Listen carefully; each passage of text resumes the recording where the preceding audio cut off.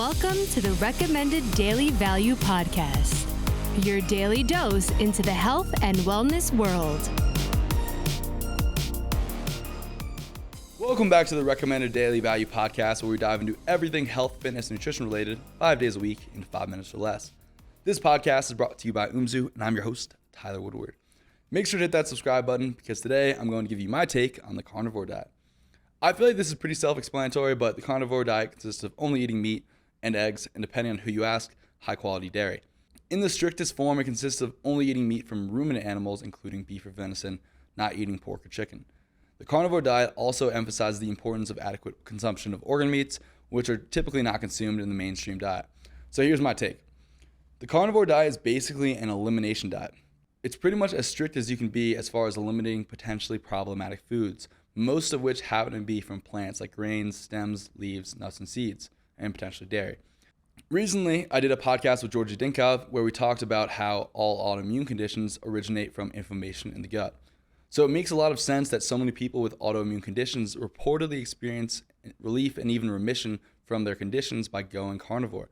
Many of the foods that I mentioned before are comparatively very difficult to digest, particularly for humans, compared to meat. Contrary to popular belief, we actually digest meat very easily due to our highly acidic stomachs, our massive small intestine, and our ability to cook meat, which makes it even more easy to digest. Many plants, on the other hand, frequently contain high amounts of fiber, which is literally indigestible except potentially by the bacteria in our colon, depending on the type of fiber. Nuts and seeds specifically also contain a number of digestive inhibitors, which mess with some of our own digestive enzymes, in part impeding their function. And generally, I'd agree with the carnivore diet, and I personally avoid most of these foods with one major contingency. A lot of these very difficult to digest foods can be made much more easily digestible if we take the time and effort to prepare them properly. There's a reason we don't eat raw meat like our cave-dwelling ancestors. The same could be said for eating properly prepared grains like sourdough or masa harina or white rice, soaked and sprouted beans, roasted coffee. All these processes that we use to prepare them make them much more easy to digest and can potentially inhibit some of the factors within them that interfere with our own digestive processes. I don't think any of these foods are perfect foods, but they can be made much less problematic if we actually prepare them properly. But back to the carnivore diet. A few lines back, I referred to the carnivore diet as an elimination diet. The point of an elimination diet is to make your diet as bare bones as possible to see what is actually causing your issues. Once you figure out what is causing your issues, the whole idea is to phase back in the foods that aren't causing you the issues, which is probably the biggest issue with the carnivore diet and why so many people eventually crash and burn on it. Contrary to popular belief, our body thrives on carbs, specifically easily digestible carbs like fruit and arguably certain starches like potatoes, rice, and maybe even sourdough. Without our preferred fuel source, over time our thyroid function begins to tank, the thyroid being what regulates our body's use of oxygen or energy consumption. So while I think the carnivore diet can be very, very useful, I do not think it should be used long term, rather as a short-term fix or like a diagnostic test to see what's messing with you. But I do think there are some huge pros that have come out of the carnivore diet. Number one being that plants can be problematic.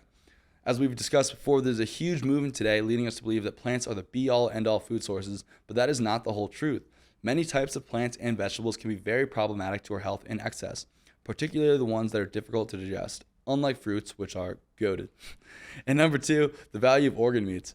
Organ meats are nutrient powerhouses, and this should be pretty obvious. The majority of our own energy from the food we consume goes to our organs, so it would make a ton of sense that lots of nutrients, vitamins, minerals, certain amino acids are found there in high quantities.